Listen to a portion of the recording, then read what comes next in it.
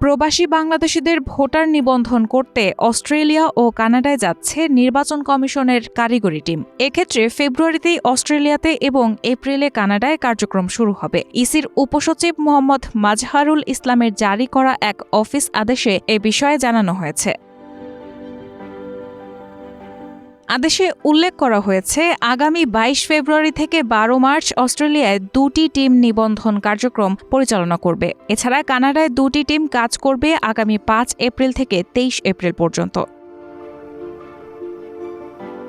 বর্তমানে সংযুক্ত আরব আমিরাত, যুক্তরাজ্য, ইটালি, কুয়েত, কাতার, সৌদি আরব ও মালয়েশিয়া প্রবাসী বাংলাদেশিদের ভোটার হিসেবে নিবন্ধন কার্যক্রম শুরু হয়েছে। এর মধ্যে সংযুক্ত আরব আমিরাত, ইতালি, কুয়েত, কাতার, যুক্তরাজ্য ও মালয়েশিয়ায় স্মার্ট কার্ড বিতরণ উদ্বোধনও হয়েছে।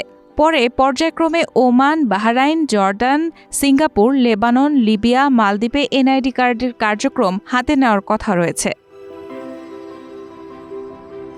এর আগে ২০১৯ সালে সাবেক ইসি কে এম নুরুল হুদার নেতৃত্বাধীন কমিশন প্রবাসে এনআইডি সরবরাহের উদ্যোগটি হাতে নেয়। এরপর ২০২০ সালের ১২ ফেব্রুয়ারি যুক্তরাজ্য প্রবাসীদের অনলাইনের ভোটার করে নেওয়ার কার্যক্রম উদ্বোধন করে ইসি। এর আগে ২০১৯ সালের ১৮ নভেম্বর সংযুক্ত আরব আমিরাতের প্রবাসীদের মধ্যে এই কার্যক্রম শুরু করা হয়।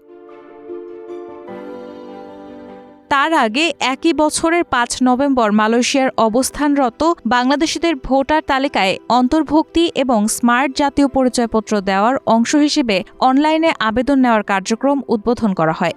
এরপর সৌদি আরব, সিঙ্গাপুর ও মালদ্বীপে থাকা বাংলাদেশিদের জন্য এই সুযোগ চালু করা হয়।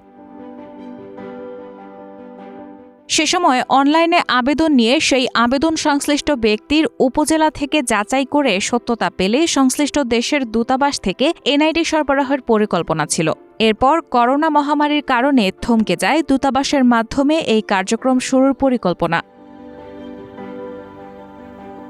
সম্প্রতি পদত্যাগ করা কাজী হাবিবুল আউয়ালের নেতৃত্বাধীন কমিশন দায়িত্ব নেওয়ার পর সেই কার্যক্রমকে ফের উজ্জীবিত করেন। এক্ষেত্রে আগের আবেদনগুলো পাশ কাটিয়ে নতুন করে কার্যক্রম শুরু করেন তারা। তবে এএমএম নাসির উদ্দিনের নেতৃত্বাধীন বর্তমান কমিশন সেই উদ্যোগকে আরও সম্প্রসারিত করার সিদ্ধান্ত নিয়েছে।